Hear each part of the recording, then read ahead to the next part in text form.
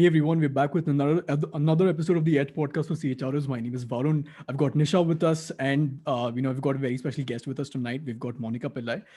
Before I introduce her again, and how the usual run of the mill is with our podcast. Let me quickly give you a brief of what happened last time. So we spoke to Vikas Dua, who was the head HR talent of IPG Dextra, and we spoke around it was a very generalist conversation that me and Nisha had, and we really stressed upon the fact that, hey, can CHRs become the next CEOs, and if so, what are the operational duties that they have to sort of sidetrack for a bit and focus on what's strategic aspects, and essentially what metrics should they be really held accountable for from the business side of things, essentially, right? So be sure to check that podcast out, and if there's anything that you want to convey to us, feel free to reach out to me and Nisha.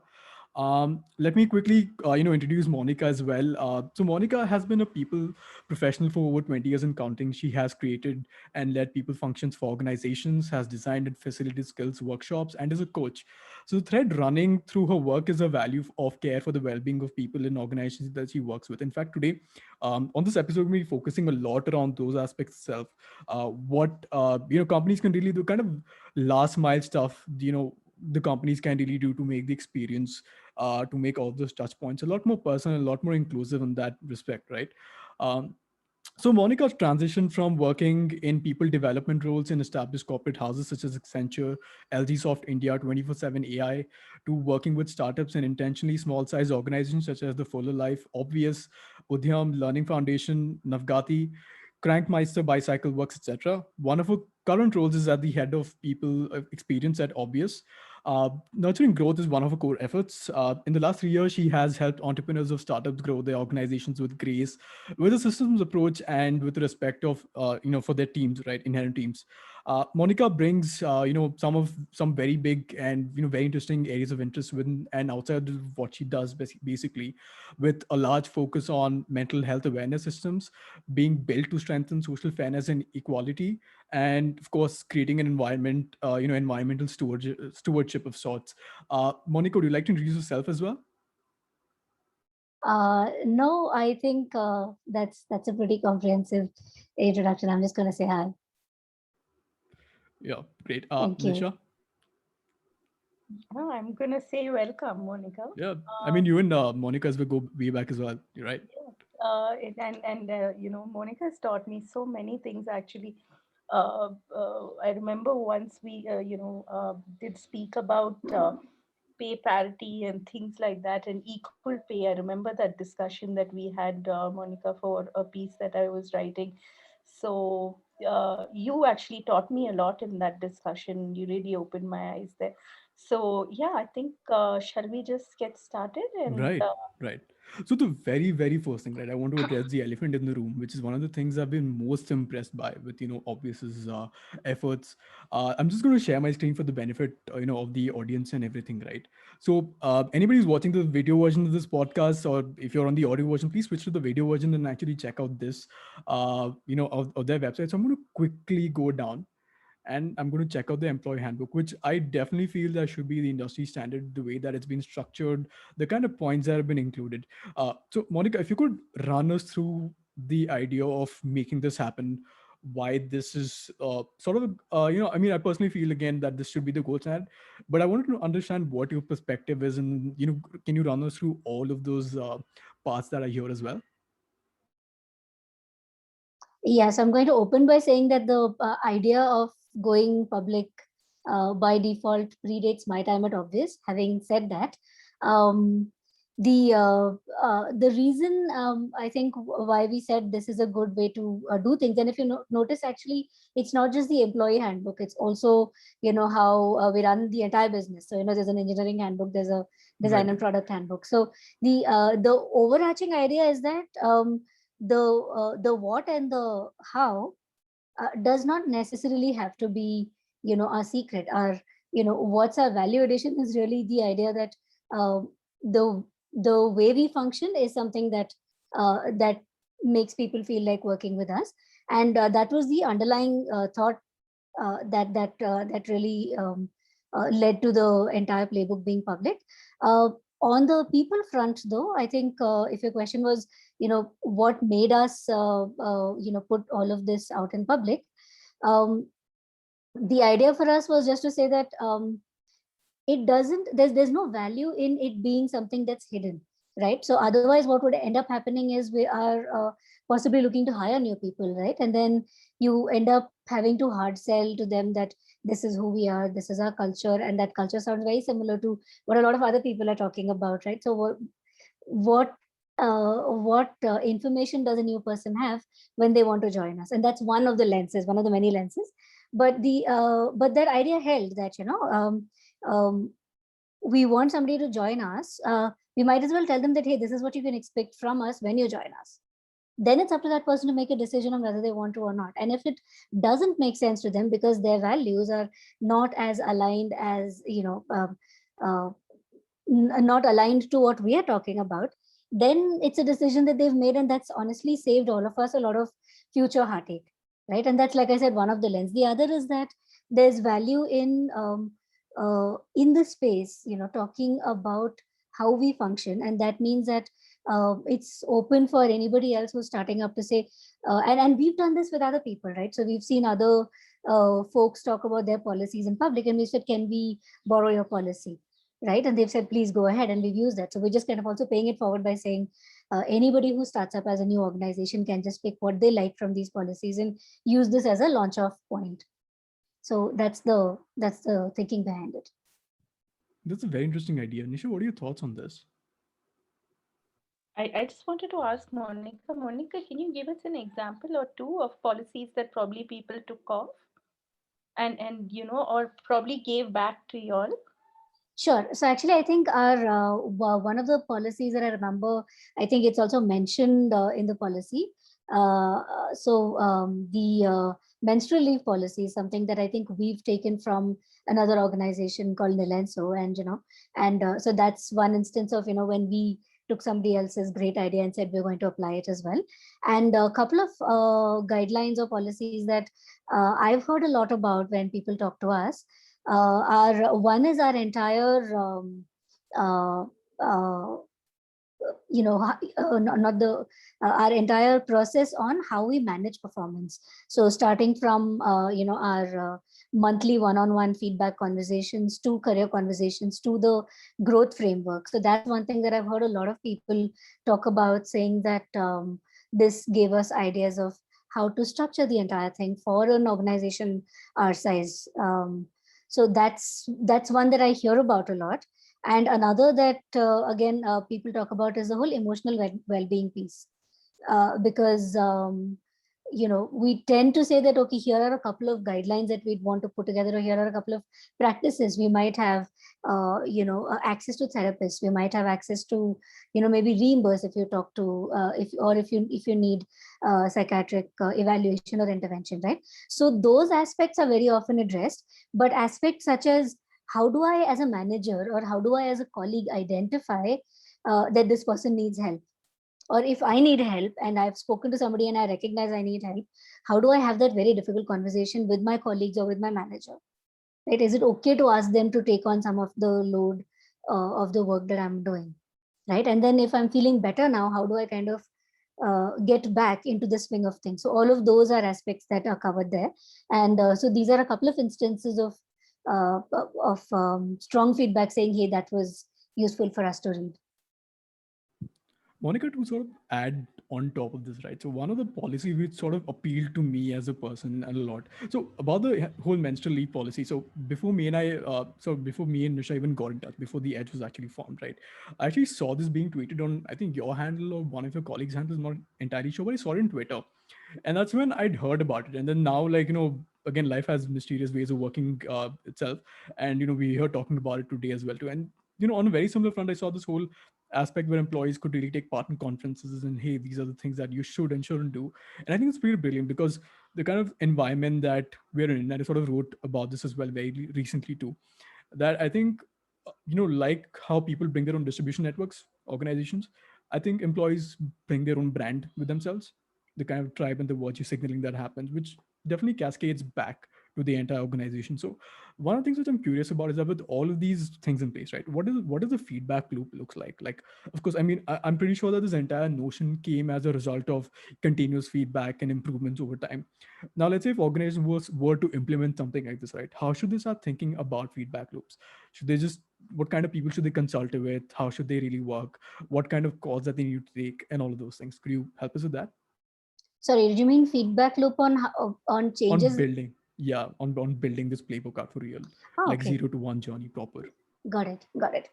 Uh, actually, that continues to be something that's constantly evolving. So what ends up happening is occasionally somebody will reach out and say that, hey, you know what, this is something that we don't do anymore, so you might want to change that, or this is something that we started doing now, and I don't see that being reflected, so do you want to add that? Or very frequently that, this is something that and not just an aspect of the playbook, but as deep as, in our performance or growth framework, here are aspects that were probably relevant a year and a half back, but I'd like to ask, is it still relevant for us now, right? And those are conversations that are happening fairly frequently by anybody, and including people who just joined 3 or 4 months ago. As long as they're feeling confident, they just kind of come back and say, here's something that I think needs to get added on. So in that sense, it's fairly democratic, that anybody who sees something that needs changing talks to 1 or 2 people who have access to change, and then we change it. um, Going back also to building it, I think the idea was to say that we currently have these 8 or 9 guidelines on how we work, right? But we'd also like to, in the future, be able to have a stronger growth framework. So let's build that while we're in this stage of transitioning, and let's maybe add a few other things that we've seen other organizations that we admire and feel we are aligned in terms of values, on how we see business, and add all of those elements, and use this as an opportunity to kind of level up.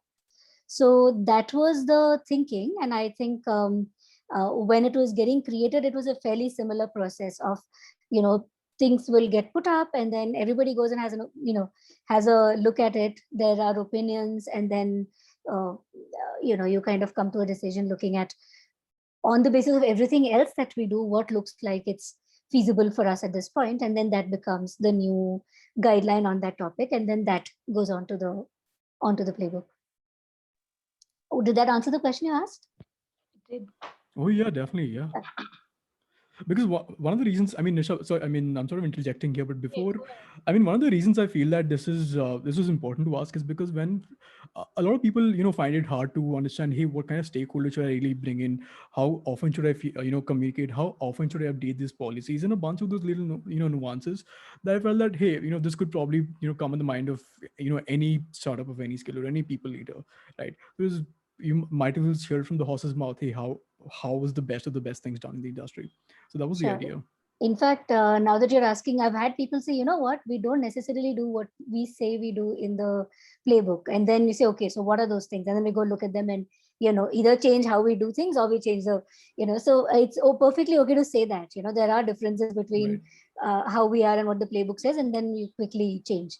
That is So supreme honesty. I mean, yeah, definitely. I think anybody who really wants to be very transparent place in the market, you have to own up to your mistakes, own up to where things didn't go plan and where things really went by plan. Because I think just success is a combination of both, and yeah. it just makes you come off as more human and more approachable. And I think that's super important in today's times when when I think new employees are essentially looking for a career with people and not so much as a short-term job. Absolutely. Yeah. It's painful when somebody brings that up to hear, right? But I think in the long run, even in the short run, absolutely necessary. Otherwise, you lose, if not the person, you lose respect. And then, yeah, and then it's a downward slide. So, yeah. No, and Monica, I mean, just coming to, while we love the openness of the handbook, and we just know that, it's almost like gold standard, right? Can you tell us a little bit? I just want to get into this one, I think, slightly serious aspect of talking about the second wave and the pandemic, and what has happened to us, right? Like, I know for myself, I don't think I'm the same person anymore. Introspected a lot. I feel when we go back, right, what we've lost is way too much to kind of pretend like everything is the same. And in such an environment, right, we see startups saying, especially startups talking about 4-day leave policies, health benefits for employees. And then there's another discussion where people are saying, where essential employees, for example, some of them are giving them benefits, some of them are not giving them benefits. Uh, the discussion really, Monica, has shifted to people. It's the heart of everything that we're currently doing. It's no longer revenue, it's no longer profitability. So what do you think is going to change from a people point of view going forward for organizations for good, really? I'm going to indulge in a little wishful thinking here.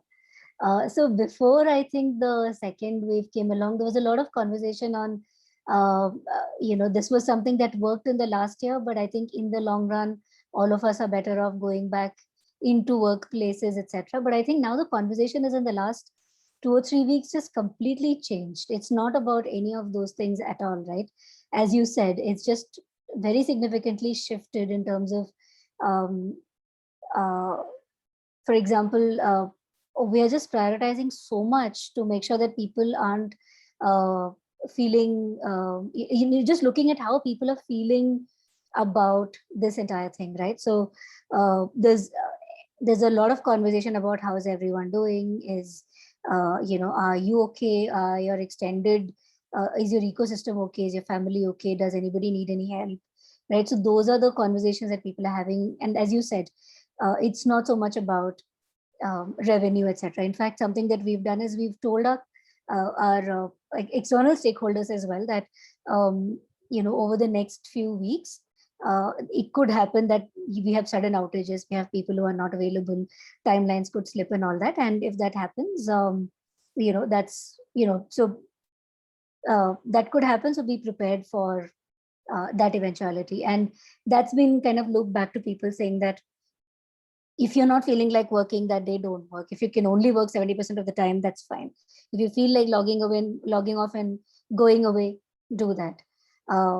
We've done other things like, offering to people that if you want to take the second half of every Friday, feel free to go ahead and do that. So there's just a lot of concern about, what everybody is going through right now, and work is viewed through that lens. So yeah, like with my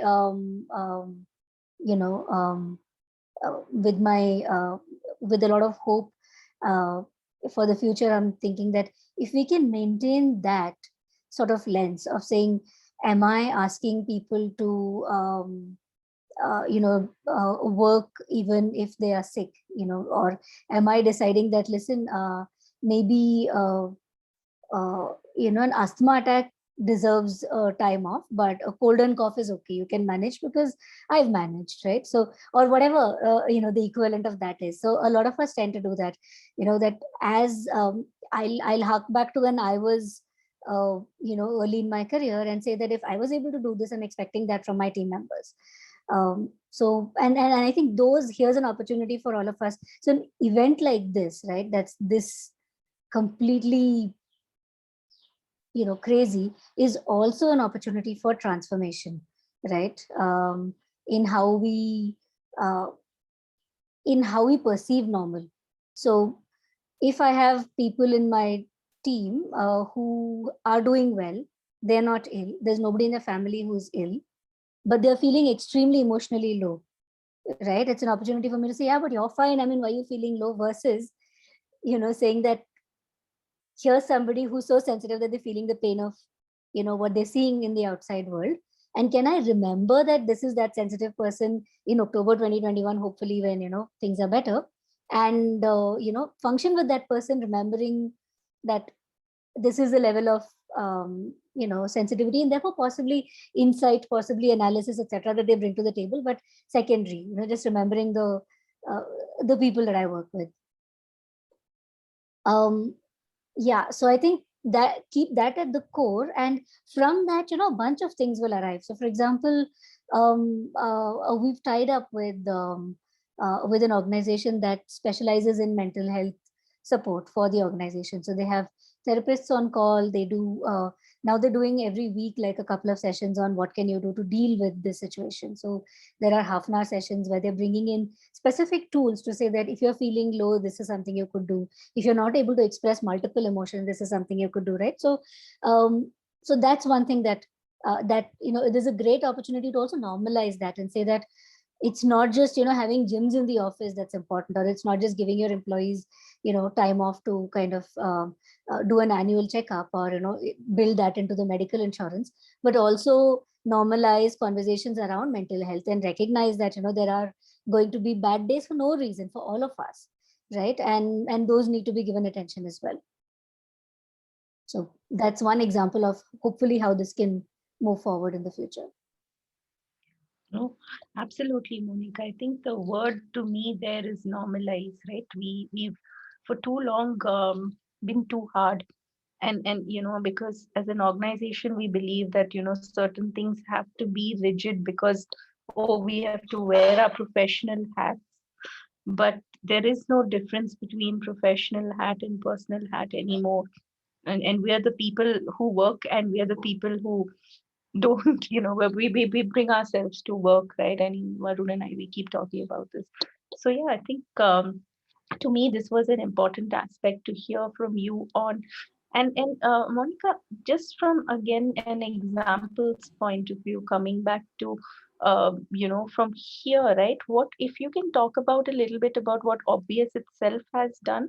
I know you did mention it, but if you can talk about the 2 or 3 things that have been path breaking, that you believe that you guys will stick around, you guys will kind of take forward because, you really, and employees have been giving you amazing feedback. What would that be? Sure. So I think the mental health piece that I spoke about is one, where people are saying thank goodness for the folks at Carmine, because then we're able to go to somebody and talk to them, if there's something going on. The other big one is really just unquestioned time off, and that's something that we've spoken about here and there in the past, saying, hey, if you need time off, just take it, to specific people in specific instances. But now one of the things that's changed for the better in the long run is that we know that there's a higher sense of responsibility and ownership, if anything, that people have about their work, right? So there are people who are saying that I might not be feeling great, but I'll turn up to work and I'll finish off everything on my plate, etc. And that's something that's been proven beyond doubt. So I think one of the things that we've been doing is to say that take whatever time you need off, just let us know, and head out, and we'll figure the rest out. And that extends to things like so we have this in addition to our leave policy, we have something else called very sick leave. So how it applies in this situation is somebody either tests positive, and it could be anything, symptomatic, asymptomatic, doesn't matter, or somebody in their family tests positive and they need to care for them.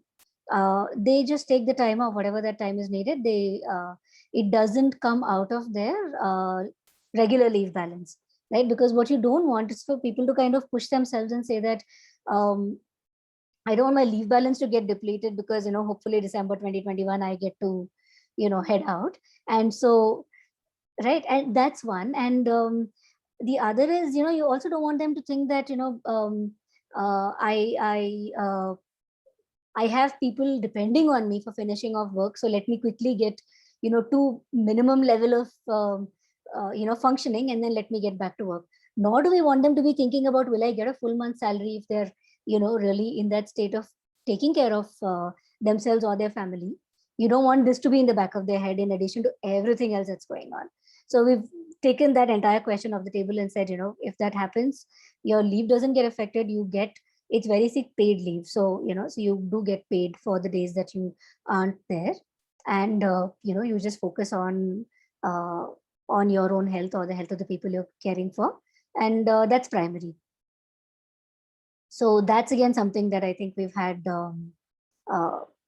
that we've had people feel comfortable about. And the third is not necessarily to do with us, but more with, I mean, we're not disconnected with the world outside. So, for example, we've decided that so we have every month we used to do some charitable giving to a foundation or to someone that somebody in the organization picks. We've decided to kind of put the entire year's funds together, and there's a matching contribution from the organization, and that entire thing goes to folks who need the funds right now for all the good work that people are doing outside, whether it's getting cylinders or converting spaces into makeshift COVID care facilities, or whatever it is. So, and that makes everybody also feel like we are uh, we are connected to the to the larger world out there. And in addition to, sort of, few of us are few of the people are already doing a lot of either amplifying voices or working on specific aspects of either engineering or design. In addition to that, this also feels like a larger organization level a way of doing our little bit, given the carnage we're living through. Makes a lot of sense. So I have a question on team level stuff basis on this, but before I get to that, right, I kind of want to bring on this aspect that I came across while reading this book. I mean, I'm early in my career, but then something that I read much earlier was a book called Catalyst by Chandramouli Venkatesan. And any listeners listening to this who are early in your career, treat that book as your Bible, treat that book as your Bhagavad Gita. Worship that book pretty much, because I think the way that the book is conditioned and written in a way that it's always around the more practical aspects of being in a job. And that is something, look, I mean, it's very easy. It's very, I wouldn't say easy, it's more convenient to be a productive nut and to always sort of, push your teams to do the extra mile, to do all of those things. But then, this is a line I really remember from the book that says the impact of life on work is greater than the impact of work on life, right? And the converse statement really brings, I think, sums up everything that we've just discussed in a very beautiful manner. In fact, there's a pretty nice framework that I sort of picked up, and for audio listeners, again, I'm sharing something on the video. So this is one framework that I really extracted out of the book, which is your circle of influence and your circle of concern right here. Your circle of influence is your day-to-day activities that people are sort of expected to take the lead on these days, because anybody who's being hired right now, I feel that you expect to take the lead on that, and you really are sort of a directly responsible individual. And I think companies are sort of on the lookout for people like them as well. And that just makes a lot of these things easier. What I feel is that, Monica, when you mentioned that people I mean, it's okay for people to take leaves, no questions asked, and all of those things, but at the end of the day, it comes down to two things as a business, right? One, how do I map the ROI of things like this, right? Because I'm also answerable to my investors, to my external stakeholders, to a bunch of these people, and it's fair to for them to assess on this aspect, right? My second question, which I was again going to ask later as well, but just to keep in mind for now, right, is again, how do we reduce the productivity gaps between top and bottom quartile performers? Because while a policy like this may be very widespread to the entire company, right, but I still feel that everybody works at their own pace, and everybody brings things that have certain values at their own pace, right? Something, for example, one of the reasons I'm saying this is because, and I'm sort of extending on this, but is it related to the fact that earlier I feel that the value of employees, let's say if I'm working in a peer group, the value of employees was equal across that same plane.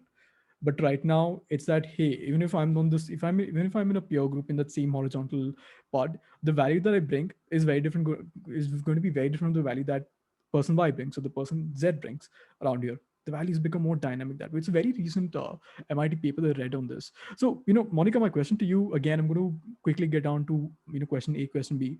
Question A is, how do you map the ROI of employee benefits, customer loyalty, and profitability at the end of the day? How do all of these three things affect each other? Um, so this is outside of the current COVID scenario, right? You're saying generally? Yes, very generally, okay, because yeah. even because COVID or not, and I Yeah. think that the term business as usual can be very skewed. But then the very minimal thing that business also need to be very transparent of at this point in time is how do I financially correlate my company's growth to to all the benefits that I'm offering? Is the benefit outweighing the growth that's happening? Because if that happens, things could also go wrong, right? Of course. So, um, so while I was talking about, very sick leave, I also recognize that that's an option that we have. It might not be an option that a lot of Precisely, organizations that precisely.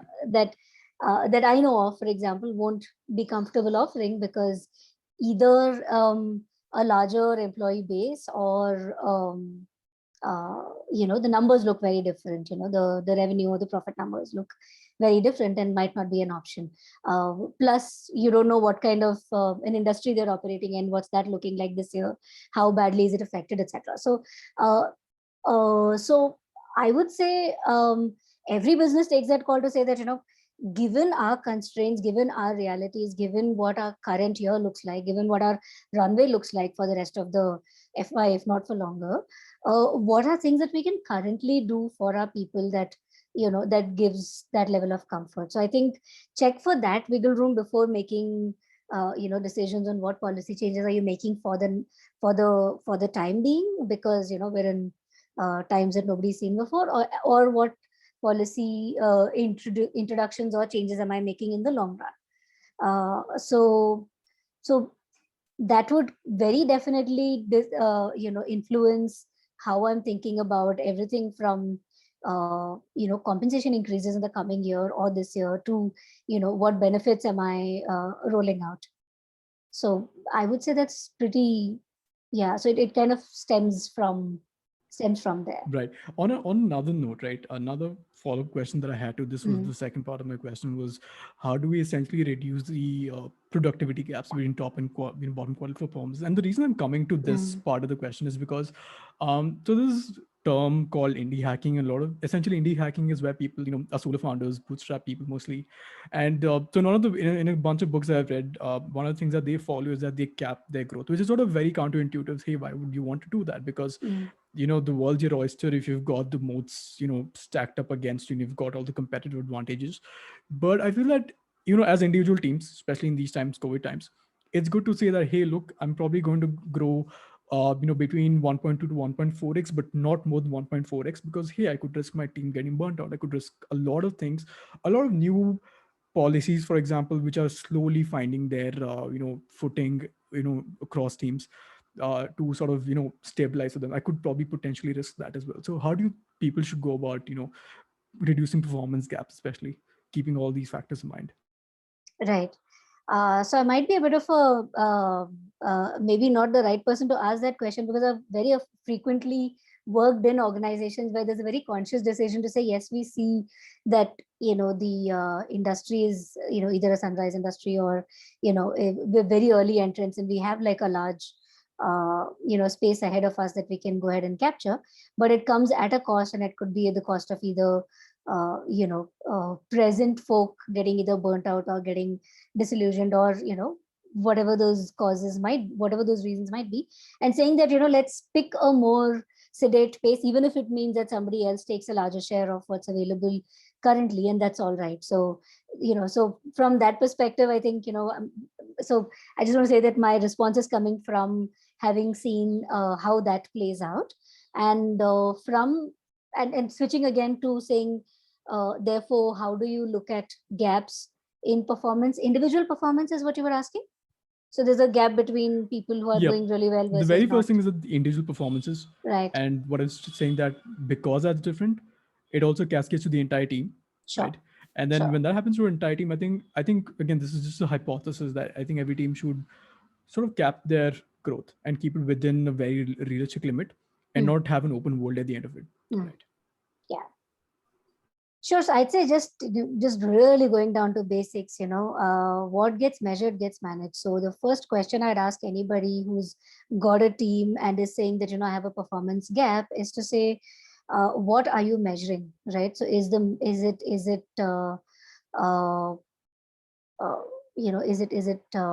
realistic? Is it fair? Is it something that's measuring everybody? Are we taking into account aspects like, how much time that person has been in the role, etc. So, are the fundamentals sort of taken care of? And secondly, how frequently are you looping it back to the people, and especially if it's somebody who's performing subpar, right? So automatically the pace of feedback should just rapidly increase, right? So if I'm working with somebody who's not working really well, I should switch from monthly one-on-ones to maybe weekly one-on-ones, maybe if needed daily one-on-ones, reevaluate if the goals are still relevant to that person. Should I bring it down to more achievable goals? Also, is that something I want to do, right? And this is a hard question. If and this is assuming that the problem is still at the skill level or at the ability level, then what are things that I'm willing to do, at what is my drop off point, right? And do I have a system for, if I come to that point, then how do I make sure that I'm still respectful of the person, there's minimum scarring, and then the person is able to kind of find something else that's more suited to them. So do I have an do I have a sense of what both sides of that would look like? And also putting together a system which is designed to get that person out of that subpar performance and up, not down, right? Because all too often people say that, yeah, you use one of the systems to kind of offboard people and not let it be, yeah, not bring it down to that level.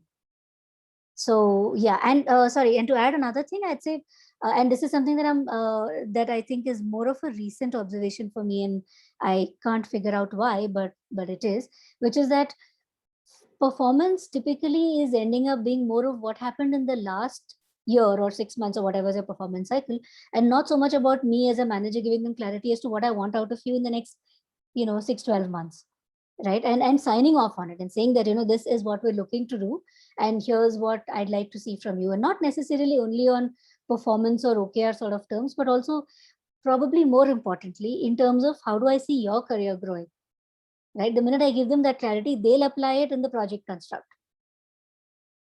But giving them clarity on making any performance conversation being more future led than more future focused than past focused. I was just going to say actually that a lot of things that we do are very past focused, right? Whether it's the job description, the resume, or even, past performance, right? We're never talking about what the future of this role or this particular industry or what we're doing could hold. And therefore, how quickly can we adapt?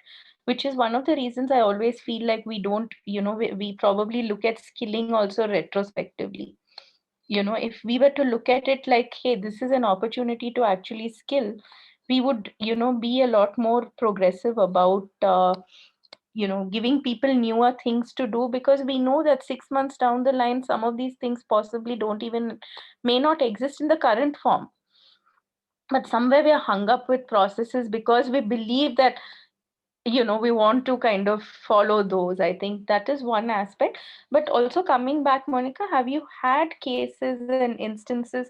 So I have a two-part question for you. Have you had cases and instances where people were put into difficult programs that obvious and you guys handled those in a very, very respectful and professional manner? That's one part. Okay, let's talk about that. And sorry, when you say difficult program, do you mean like a tough client project? I would say a tough people project, more an employee project, where you had a difficult manager situation or a difficult, somebody probably wasn't, performance situation, productivity situation. Did you have any such? Sure, I suppose any organization you'd come across some instances of any of those. So yeah, so I think the way so one of the things that we make sure we talk about is what I just told you, which is that do not look at a conversation around performance, and if you're having a conversation saying over the next 30, 60, 90 days, here's what we want you to do. This is not a closure conversation, because all too often it's considered one. So we're saying that we're not using this to kind of offboard you, right? And that's not the intention at all. And we give them statistics, and it is a confidential conversation, so nobody else outside of those couple of people involved know that this is ongoing, right? So but I would give them statistics on how many times has somebody come back as a result of this intervention to higher performance. And that then means that the conversation starts off on a strong footing of saying, this is not a sugarcoating an exit conversation, right? This is us not sugarcoating the conversation that something is off and we need you to figure it out. And we are here to make sure that we help you figure it out. Got it. I So think that's, sorry. sorry, that's one piece. And the other is that we also have a strong plan to say, how do we get this person back to, once they're back, once they're out of the woods on that, then how do we make sure that they stay there? Right. So there's also a plan for that. So, over those few days, if they've had stronger support from, from their manager, once the program gets over, it's not like we say, okay, now you're on your own. There's still, somebody looking at their work more frequently. And finally, we also check to see, is there an emotional well-being angle that, is being ignored either by us or by that person or both. Right. And if that's happening, then, what's a respectful way of bringing that in, dealing with that, and having that conversation in such a way that it doesn't look intrusive or doesn't look like, hey, I know better than you, or any of those. So, because very often there's like a lot going on that's showing up as subpar performance, right? So we pick that up as a starting point. We might be missing out on a lot. So we try and make sure that we're bringing in as many external angles as possible to say that we want to see you in, in your reality, and then say, what do we want to do about this? Yeah, I think being respectful is a huge aspect in all of this. So that was one part of this, Monica. The second part was somewhere I've always come to believe, and especially of late, right, that a lot of startups, especially Obvious, and of late I'm seeing a lot of others, are rewriting some of the code that HR, the HR legacy function was supposed to carry. Because I guess of the, of the age group of the employees itself, I guess of the outlook that, everybody has towards, like we said, we need to have a future outlook to our job and not the baggage outlook, right?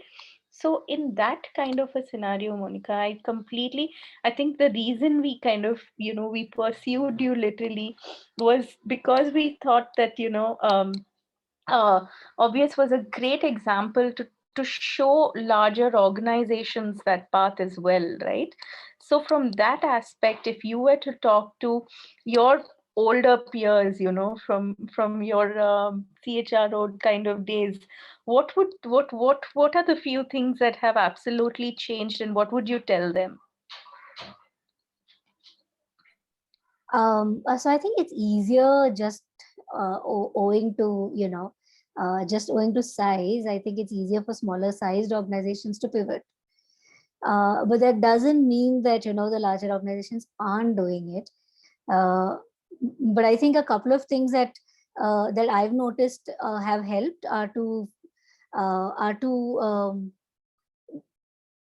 at some level, and you don't typically use, like you said, it's a legacy function. There's a lot of systems and policies and guidelines rest with the people function. So you don't really want people function folks to say be fearless, but that's really all I'm saying, that that there's a lot of change that's happening, and if we are not embracing some of those changes as this function, then it tells in larger organization performance very, very quickly. So for example, um, uh, a very recent example for me is that at Obvious we had a role open for, and we're very particular that we want to make sure that it's open for for somebody who falls into one of the axes of diversity for us. And so that role's been open for months now. And there is an impact that, there's a lot of interviewer time that's gone in. There's a lot of that time and energy. And in addition to that, there's also very real world business impact, right? That if we haven't gotten the people and we haven't onboarded and skilled them up, then, we need to go looking for that ability elsewhere, right? But saying that it's okay, but we might not have the answers yet, but in 6 months from now, we'll have a really strong response as to how do we handle this as a system, as as and what we're going through is really the tough learning phase, and there is a price to be paid for that, which is that we don't have the people that we need on board, and we need to look for other alternatives. But for us to stick the course, stay the course, and say that we don't give up on this and say this time we'll allow this, the next time will, and then the next time some other reality will come along, right? So there is a degree of being okay with a lot of uncertainty and a lot of fear about if I don't do this, then what's at stake, to be able to surmount especially the problems that you don't have answers to, right? So for example, an organization like us, we're small size, we don't have the possibly the brand that the really large organizations have, that are doing very large scale diversity drives. We are typically hiring 2-3 people at a time. So how do we get the same level of without compromising on anything else, how do we get people in so that once they're in, we don't have to put too much effort to making them feel included, because they're already aligned on values, they're already aligned on skill, and nobody inside the organization saying, oh, those are the folks that came in instead of, etc., right? So that's not the game we are in. So how do we make sure that we are cracking that? And if it takes time, if it takes lots of tough feedback, it takes time, it takes lots of tough feedback. So yes, I'd say that's one. And the other is honestly, especially again, and because I started talking about it, talking about this whole inclusiveness in this diversity and inclusivity thing. The other is just being open to systemic feedback, right? So if somebody says I'm not feeling included, and it's again, it's very painful to hear that this is an organization where we make sure that that doesn't happen, and still somebody is not feeling included. It's just like a physical pain, right? But it's important to, through that pain, just stick to that, to what is it that this person is trying to say, and why are they saying that, and what can I do to kind of make sure that it goes away quite comprehensively for that person. And we're putting together systems to make sure that to the extent possible it doesn't come back and impact somebody else. And those are the tough ones. And it needs that we don't think like the function or the team that keeps a bunch of systems going, and there's a slightly different approach needed there. Yeah, oh, they really sound like the tough ones, but what it also sounds like that you guys are really like facing the tough ones out there, right? You're not, you're looking at it in the eye, you're not kind of ducking it. So I think that is the whole aspect there as well. Yeah, and I have to give kudos here to the folks who run the organization, because I was expecting that at some point it'll come down to business versus some of these decisions, and business will win, and they said not at all. It's okay if we don't get this business because we've not been able to get the people that we want with the kind of diversity we want. It's fine, we'll lose the business, but we want the right people. So I've had it's while I said that being open to feedback and being fearless helps, I think underlying on all of that is that you need the folks that run the business to say you've got the space to go play in. So that helps. Do you get sleepless nights, Monica? 100%. 3 a.m, I'm on my phone looking at all kinds of random things and not thinking about what I need to be thinking about. Yeah, I suppose that sounds like that to me. It's part for the course. We've got people that that you're working with. Yeah. Okay, go ahead, Varun. Yeah. So before we sort of conclude this episode, I've throughout the podcast, right? And we've had a pretty amazing conversation. There are two themes that have sort of emerged, and I really want to like dig your brains on it. One, the way that okay, first off, I feel that the problem that you've dealt with so far, it's very synonymous to like imagine a student has a math paper tomorrow, and he spends the entire night worshiping, sacrificing goats, doing everything possible, making deals pretty much with every god available out there, saying, please, I do not want a difficult paper. And the next day he gets the most toughest paper set, in the sense that this person who said the paper has fought with half his family, he's fought with the nation, he's abused 100 people on Twitter, and he's like, dude, abhi main ready hu, I need to give this paper to them.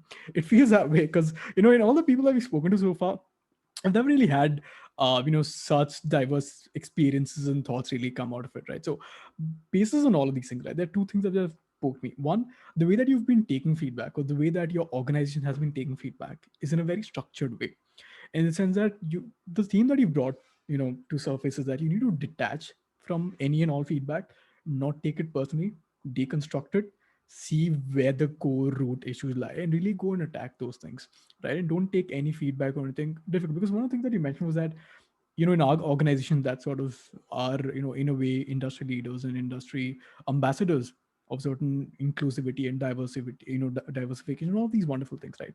And things when happen to you, it hits you, like it gives you a physical gut wrenching pain, and I get that. I totally get that. So despite the fact that you guys go back and start building systems on it, you take a very first principles thinking approach to it. I really want to understand, how can someone implement this? Because I think a lot of people aren't aware that, look, you should be actually taking feedback in a very constructive manner and not take it personally as a attack on the organization or on the brand or its policies and all of those things. Two, chalo ki maine agar maan lo ki I've taken these things, right? For a moment I've detached everything and I've taken the core problem statement out of it. How do I start building systems on it? How do I start taking this in a very first principles approach? I would say it's a little like that hero's journey, right? It starts from kind of saying that, okay, where I am is comfortable. I can continue to stay here, right? In the near future, not much is going to change. Things will go on as they are, right? Where I'm stepping out is a zone of uncertainty, and I don't know what will come my way. There's many monsters that live there, right? Uh, but stepping out is needed. So I'd say that's the first thing to keep in mind, that um, when the change happens, it'll be so gradual that I'll not realize that the systems that I have, that the philosophies that we follow are now too outdated. So it'll not come with a waving of flag saying, hey, 6 months expiry date, right? It would have been too late by the time that happened. So I think if things are also, one of the things to do is to kind of just listen to when people are saying that I think you should change this, because they're coming from somewhere. And I can always say that, listen, I've been working for 20 years, you've been working for 2, what do you know? But and that thought might pop up, but it's important to say that, yeah, but this is also a world that they understand a lot more of than I do, but true of me. So so to kind of just give that space and kind of look at it for what it is, and honestly ask the question, is this the time to entirely, and I'm quoting an ex-manager of mine, is this the time to rip and replace, right? Is this the time to just make Like and rip the band-aid off. no, like just take the entire system and just like think of it as a bunch of Reshuffle it, no? Lego blocks, and that's really what it is. You've built a structure, right? You can take the whole thing apart and you can use the same structures, or you can use a few more to build something different, right? So is this the time to completely remove the whole thing, dismantle it, and start all over again? And it's valuable to ask that question every single time somebody comes to you with a recommendation, to say that, is this the time to do that? And that's a good starting point, and then you have a sense of, and it's also valuable to just keep kind of going back and checking with people to say, is this one person's experience, or are multiple people thinking that this is a good idea? Makes a lot of sense. So are you saying that you should hold the workflow more accountable than anything else? Like, because your workflow is a combination of people and the process and everything that you've put in place. It's this engine that's running. Do you hold that workflow accountable so that you continue to assess, hey, have I got the right person doing the right job? Have I got the right tools enabling the right job? Have I allocated the right budgets again for the right job? Because all of these things again add to the employee experience, right? Absolutely. Right? Yeah, so very nicely put. Yeah, so the workflow is supposed to work for the people, right? If that's not happening, then if I'm still not changing it, is it because I'm attached to the, because I'm used to the comfort of this happens and that happens and that happens, and if I change this, then many other things will come into play. There's a budget element if I need to change the system, maybe I need one more person, blah, and all of that is hard. So am I kind of um, am I looking out for my short term gains, or am I really kind of saying, is the system that I have built or we have built, is that continuing to serve the people that it's supposed to serve? Yeah. Makes a lot of sense. So I think that wraps up this episode. Monica, again, thanks again for being on air with us. Brilliant experience. I think this is one of the most. This is an episode that's definitely going to stand out. It's sort of like a square peg in a round hole types. Reason being is because this has now come to the forefront in a way that's creeped up like never before. Like it just creeped up, and now it's staring in the face of every manager and every team, everybody out there. That, hey, look, we need to prioritize emotional health, and everything needs to percolate from that. Like you put people first, and then you decide everything else around that persona, around that person, around all of those things. Great episode again. So everybody, thanks for tuning in for this ninth episode of the Edge podcast for CHROs. Be sure to hit subscribe on the newsletter as well. We're going to be coming up again with a couple more episodes, and I think we wrap season 1 as well too. So yeah, if you've got any feedback, please feel free to reach out to me and Nisha. We're going to be linking all the details to reach out to Monica, to the employee handbook and all those things as well. Feel free to check that out too. And thanks everyone for tuning in.